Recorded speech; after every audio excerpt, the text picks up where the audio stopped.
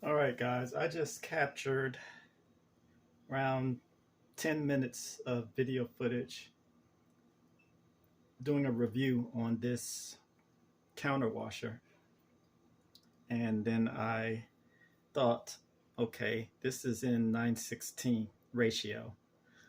And some of the platforms might not accept it. So I'm going back and capturing another video and demonstrating how it works. So I have my pre-mix of detergent here. And what I'm going to do is I'm going to take these Under Armour sweatpants. I'm going to turn them inside out.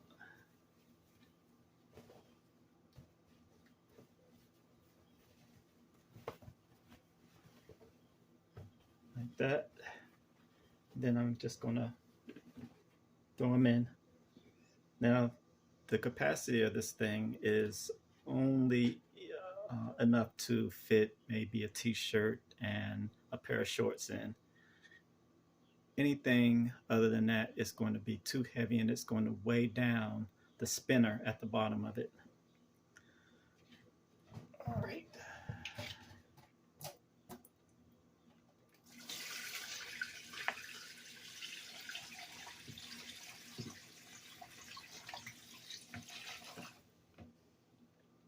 Okay, so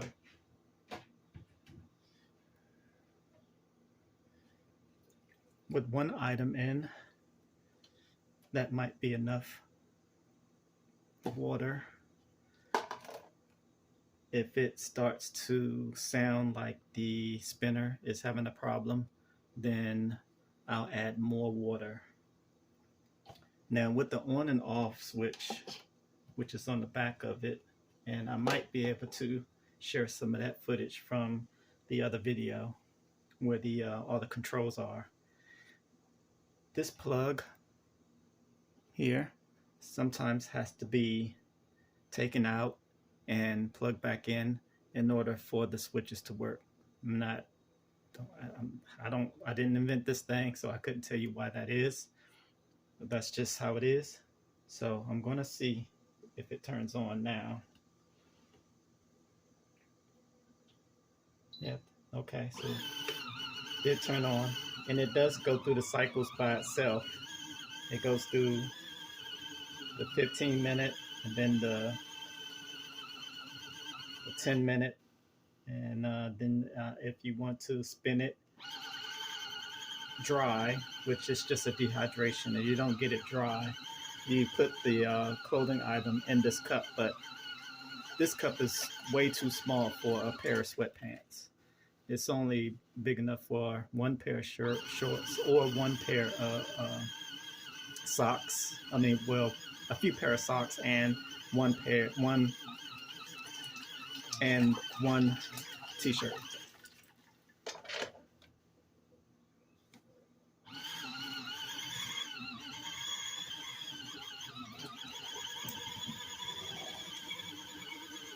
So you can see how that works in there. Spins pretty good, and it wouldn't hurt if I added just a little bit more water. See how it kind of gets stuck there? So a little bit more water would release some of the pressure off of the spinner.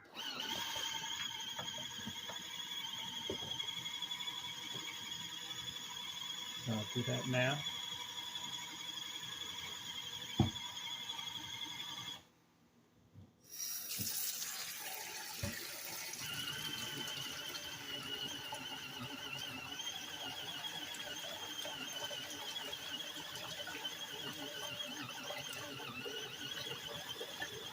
And I like the utility of this item, so you can get your clothes washed here in the comfort of your home, and then after you spin each item, you can take it out and hang it on the balcony, or if you want, you can take it to the cleaners and put it in the dryer there,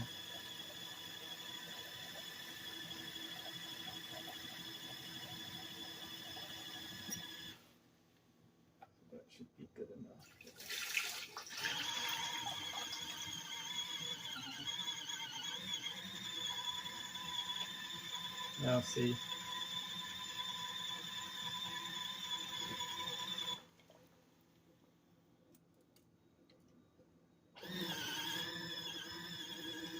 it's a lot more freed up now so that it spins both ways, and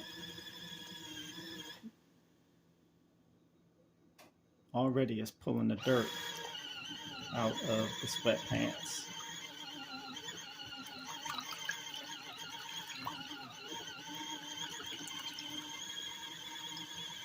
So for all the college students or campers out there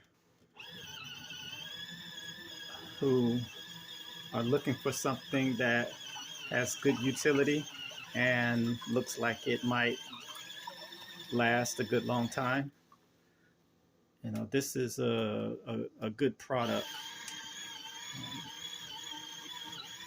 The only thing that I feel like could be improved on it is the suction cups at the bottom, and you'll see once you have one and you use the spin cycle, the suction cups aren't big enough to stay on the keep suction. They kind of bounce around and cause the machine to bounce around the counter. It's just not something that you really could use unless you had this placed in a small space where it couldn't really move around. And other than that,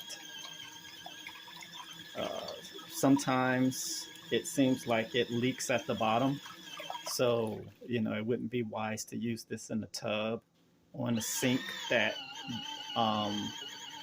is not draining constantly. So you really don't want water to build up because, down here is where the electric components are. It's not like it's up on the side somewhere safe from electrocution.